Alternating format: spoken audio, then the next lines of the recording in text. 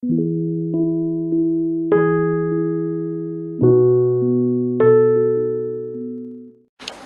Manil Mayank Mishra, and by my education I'm a lawyer, but I write, act and direct non-fiction things for theatre and camera these days. That's my vocation, and that's how I earn my living. And I do a little legal research as well.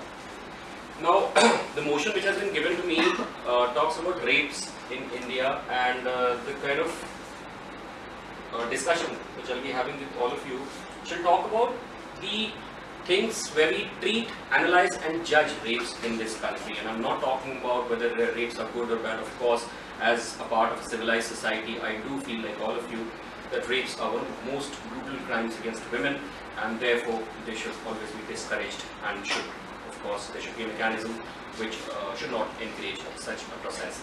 Now, like I mentioned before, I have studied law, I have read law, so I'll tell you what exactly is the legality, because most of us are not in touch of the legality of any process or for that matter any crime which is perpetrated in the society, and we make our immediate opinions about it, which exactly is my motion of discussion today.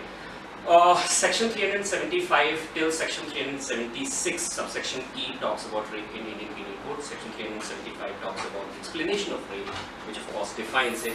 It does not only mean the penetration of male genital into a female genital by force, by non-consent or by pressure. It also means application of mouth or any other organ which can break the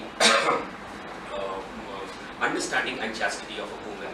And thereby, when we look into the sections, we'll also find out that if a person forces any other person to have the same process done against a woman, this also amounts to rape. So both of them are considered to be the perpetrator of crime of rape in that case. Then also, if a woman is there who's been intoxicated or has been put into an undue pressure where she cannot give lawful consent, then also, and if a person enters into a sexual intercourse with that woman, that also amounts to rape, ladies and gentlemen. When we talk about section 376, it basically talks about the punitive process, the punishment of rape, which talks about the leniest punishment which has been given in the provisions of rape under section 376. It talks about ranging anything from 7 years of rigorous imprisonment to imprisonment of life. And unlike the normal common understanding, the imprisonment of life, when we talk about the legal stature, legal understanding of it, it does not mean 14 to 20 years. It means life imprisonment till the ability of a person's natural life. So basically, what does it mean? It means that the person has to remain behind bars unless he is getting a furlough or a parole. He has to remain behind bars till the natural course of his life, and that has been explained by the Honorable Supreme Court of India in the judgment in 2012. So that means now, if there's a special case where a police officer or an army official or person who's being in charge of the security, for that matter, any kind of person who's in charge of an institution which takes care of women in a certain manner, and the person who is in charge of that, if he does that, there's another provision. It talks about the rigorous imprisonment of minimum of the quantum of 10 years till again imprisonment of life. Then there are certain other sections, subsections in section 376 which talk about that if there's a husband who's been separated from his wife, and if he willfully enters into sexual intercourse with his former wife without the consent of the wife, then the punitive action shall amount from 2 years to 7 years. And the last section, section 376 subsection E, talks about if there's a repeated offender, if a person has already committed rape and he's again entered into such a crime again, then the punishment can be anything between, I suppose, if I'm not wrong, actually 20 years to death. So that is there. Then if a person who's murdered a woman after committing the brutal crime of rape, or has left the woman or the victim in a vegetative state, then again there are harsher provisions in law. Having said that, ladies and gentlemen, having given you the legal understanding, let me move on to certain constructives. So basically my course of discussion would be divided. Likewise, I'll be telling you what exactly is happening in a country. What are my constructives would be solely based upon that. Then of course at the end of it, I'll be providing you a solution model that we can, therefore we can improve upon the existing and the contemporary understanding of rape, therefore encouraging a civilized society where rapes and other crimes against women do not happen, at least at a frequency which they are happening right now. So what is happening here is that if you have seen that kind of what happens when, let's say the recent example of Kathua rape case, and before that there was this entire hue and cry about Nirbhaya rape case. They of course were crimes against women. Now what we have to understand here, one basic fundamental understanding is that when a crime of rape happens in the society, we limit that particular crime against woman, against a woman or that particular victim against who the crime of rape has happened. However, if you understand the basic definition of a society which has taken a due course of civilization, you understand that any crime against a woman is actually not against a particular woman, it's actually against the whole of the entire society. So that understanding of having rape not against a particular woman or a particular victim, rather having it against the entire society is something which will make the entire thing a little more purer, a little more clarified, and then we'll understand why there's so much of dichotomy, so much of difference and differentiation in understanding and of course opinion making in rape culture. Now, first we have to understand that rapes are no different than any other brutal crime in the country. The segregation and differentiation given to rapes and certain crimes against women, let's say molestation and kind of whatever these people do in the society, is something which segregates because rape is the final extension, it's the utmost and the most brutal explanation of any crime which can happen to a woman. Murder, leaving a woman in a vegetative state and doing something more brutal or something more cruel to a woman is a different chapter altogether. However, rape is actually which is a direct attack on the chastity of a woman. So in that case, our basic understanding says that rape is the most brutal and the most cruel form of any kind of social upheaval which can happen against a woman. So in that case, what happened is that we have segregated, we have kind of kept the entire approach towards rape in a different format altogether. However, this is not true because the society overall functions on two basic premises: development and regression. Now, when you talk about development, what happens is when I say that I'm a developed society, I'm a developed human being, I'm a part of my citizenry of this nation, I'm a part of a developed society. What does it mean? Do I develop in my own individualistic terms? Have I actually gained a lot of power in the society? No, I actually inclusively and exclusively work towards the betterment of the society. In that case, what does it mean? It means that my own development is of course my own individualistic development, it's my private development. However, when I see that because of me there's somebody else who's developing, then I can say that I'm a part of a wholesome developed society. In that case, if I stop any kind of regression, any kind of crime, any kind of antisocial activity, then also I'm contributing to the entire development of the whole society. The difference is that when you segregate crimes on your own opinion or your own understanding, you become individualistic and you cease to exist as a part of the same society, and therefore your development is your own development, it's not the societal development. So that is one.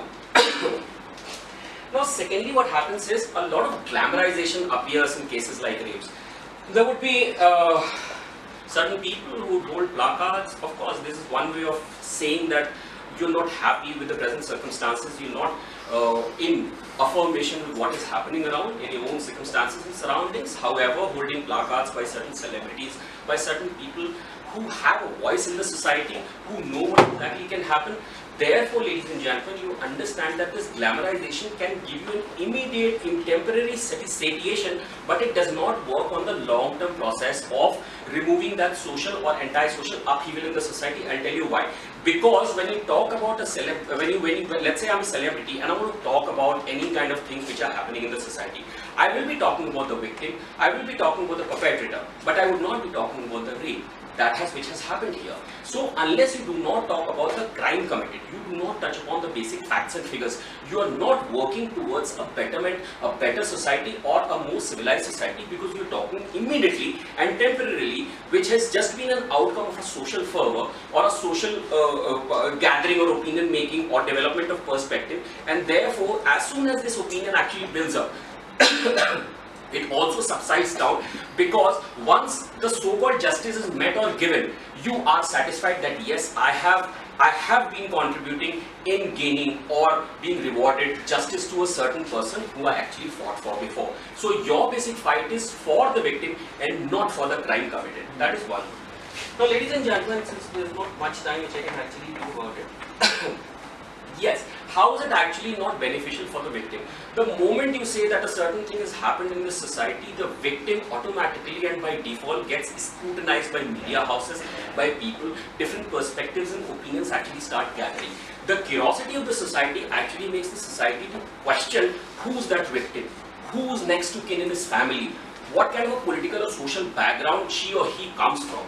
So in that case, ladies and gentlemen, again the attention shifts from basic point of idea to a certain thing which everybody would be interested in knowing about it. So in that case, if the victim, the identity of the victim as well as the identity of the perpetrator, if it is kept at bay, if it is kept away from media glare, social scrutiny, social attention and all these things, then I think we'll be able to provide a better and a purer and a clearer mechanism to impart justice to the victim who's been kind of a part of the entire process or the cruelty of a crime like rape.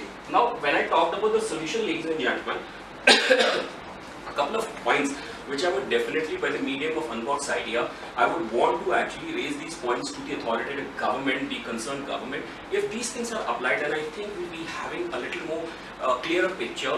The picture won't be so black as it has been today, and therefore we'll be having a better mechanism, I would say, a more effective solution model by which we can counter and adhere to the problems, especially of rapes in India. Local policing should never be involved because local policing by default actually comes under the influence of the local residents. So if, let's say, if there's a person who's involved in the crime of rape and he has been named in an FIR as a perpetrator of a crime of rape in an area, the local policing should be asked not to deal with the proper investigative processes. Why? Because local policing, if you flip the pages of political and social history of this country, you will find local policing or local police has always been under the gauge and the kind of social pressure and political pressure of the same area. So for that matter, local policing should not be made responsible or should be made in charge of the investigating process of that crime. Now, separate and draconian laws should be made for juveniles, of course, possible if there's a crime which is committed against a minor, and especially a crime against a girl child. Of course, there are separate provisions in our country for that matter in place. However, what happens is, what we lack legally in is that if a minor commits such a crime, we of course consider that minor as a minor, and therefore there are separate provisions. Of course, we are a very democratic country. Our ethos are coming from Buddha and Gandhi, and therefore we cannot be very cruel about as far as legality is concerned. We cannot be kill Kuwait or UAE or Egypt or something, or even for that matter China also, where castration happens and a public execution happens. We cannot do that. However, what I feel as a human being is that if a minor has the basic understanding of the amount of pleasure as a human being he gets after committing a crime of rape, I think he also has the mental faculties of understanding its consequences. So you cannot have a little division in understanding. If the treatment is same, then of course the consequence should also be similar.